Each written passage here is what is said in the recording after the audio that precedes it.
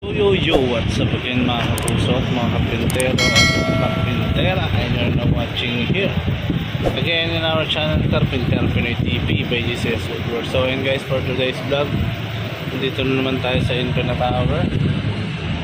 So para silipin natin yung ating bagong gawang project, no, which is project number 9. So samahan nyo guys at tayo mag-ikot para masaksihan natin ano yung mga naging development sa project na to. So ano pa hinihintay nyo guys, samahan nyo na ako, let's go. So ayun na nga guys, bago tayo mag-ikot, silipin muna natin yung kanilang unit bago natin i-make over. So ito yung guys, yung unit na is 2-bedroom unit dyan sa Infina Tower South. So ito na nga guys, magkaroon tayo dyan kitchen extension, and meron tayo ditong CR cabinet and shower enclosure. So meron din tayo ditong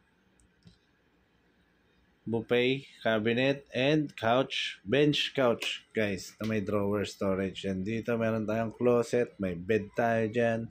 And dito sa bedroom 2 meron tayong double deck and overhead cabinet and working table and also closet. So ayun guys, agad naman natin nilapat ang kanilang mga gustong ipagawa. So nilapat natin sa ating drawing. So ito, sketch na natin ito sa kanyang CR cabinet, and ito isa bedroom 2. So ayan, closet, then table, then dito wardrobe closet sa kanyang master's bedroom, and dito sa kanyang living area meron siyang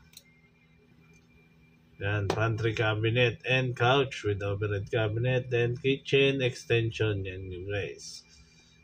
So meron din siya sa master bedroom yan, TV rack. And sa bedroom number 2 meron siyang double deck, and dito sa kanya master bedroom is meron naman siyang bed. So ayun guys, ang pinihintay nyo, tirahin na natin to, baka tirahin pa ng iba. Let's go. At ito na nga guys, na-fabricate na natin yung mga dapat natin i-fabricate dun sa kanilang pinagawang mga project dyan sa Infina Tower South, project number 9. So ayun, double deck na guys. At syempre, okay na din lahat. So ano pa hinihintay natin? Let's go. Delivery na tayo guys. At ito, nakahanda na ang lahat para isalpak na natin. Syempre guys, hayaan na natin mauna yung mga karpenterang Pinoy natin doon at sisilipin natin sila mamaya-maya. Nang sa ganun ay makakita natin. At ito na nga guys, dumating na rin kami sa unit para silipin natin kung ano na yung kinalabasan ng ating project. So ito yung guys, no? Papasok na tayo sa kanilang unit at para makita natin kung ano yung mga naging outcome. So ano pa hinihintay nyo guys, sabay-sabay natin panoorin kung ano yung mga naging development. Ano pa hinihintay nyo? Let's go!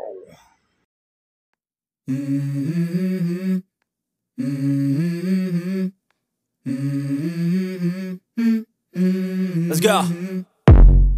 I wake up to a little bit of drool on my pillow, feel like it's gonna be a bad day.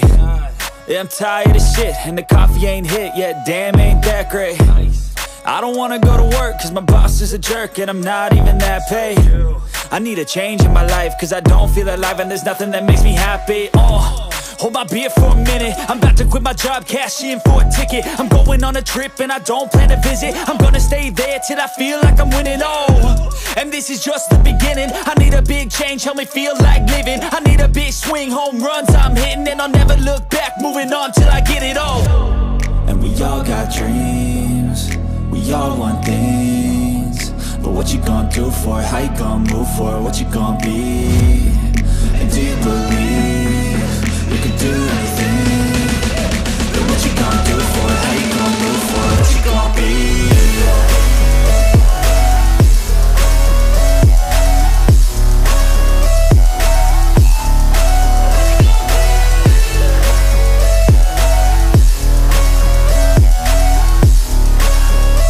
Let's go! Hey! Yeah, this is my life, my strife, my right to fight, to die on.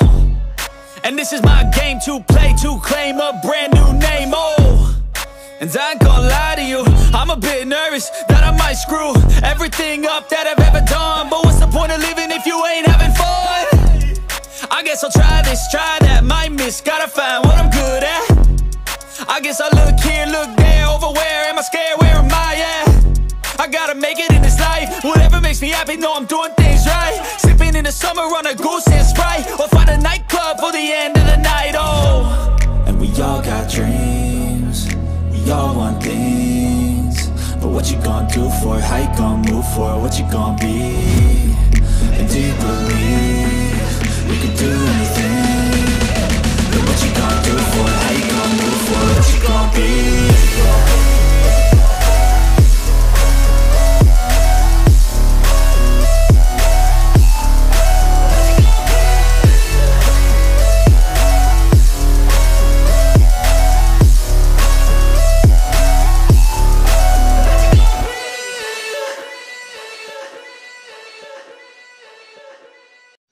So, ayun guys, natapos na nga natin itong project number 9 natin sa Infina Tower. Diyan sa South Tower, so meron na tayo guys, all in all, from North Tower, ang natapos natin dyan is 6 project. And dito naman sa South Tower, ang natapos natin is total of 9 projects. So, meron na tayong total of 15 project na na-accomplish dyan sa Infina Tower.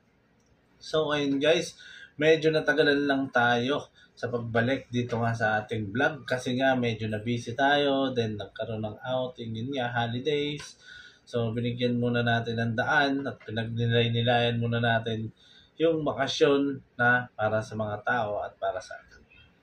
Nang sa ganun is makatikim naman tayo ng konting paghinga ng ginhawa ba, ng pahinga ba, kasi lagi tayong busy. So ayun guys, sinamantala namin yung bakasyon at yun, nag-enjoy naman lahat at yun yung next video na i-upload namin. So ayun guys, sa mga nais magpagawa, huwag na tayo magpatumpik-tumpik pa, maaari po kayong rumekta sa aming FB page. Dito lang po sa DCS Woodworks and Fit Out Carpenter Benay TV backup page. At pwede rin po kayong rumekta sa akin sa FB account ko, dito lang sa Michael Beril ko, at pwede nyo akong kausapin dyan. Pwede kayong magtanong, inquiries, wala pong problema yun. Wala pong bayad ang magpa-estimate. Pero yun nga, yung ocular natin, syempre, meron yun. Pero pag-uusapan na natin yun sa mga susunod. So ngayon guys, at sa mga hindi pa po nakapag-subscribe, please don't forget to like, share, and subscribe. Please click the notification bell below para updated kayo sa mga bagong videos na ilalabas namin. At yun nga, maraming salamat sa patuloy nyong pagtangkilik at bigay ng tiwala sa amin at patuloy nyong panonood. At yun nga po pala, shoutout sa ating client. Yung client nga po pala natin is pangalawang beses na siya nagpagawa. So, umalik siya sa atin kasi nagustuhan niya yung kalidad. Then yung trash, syempre, nabili natin sa kanya.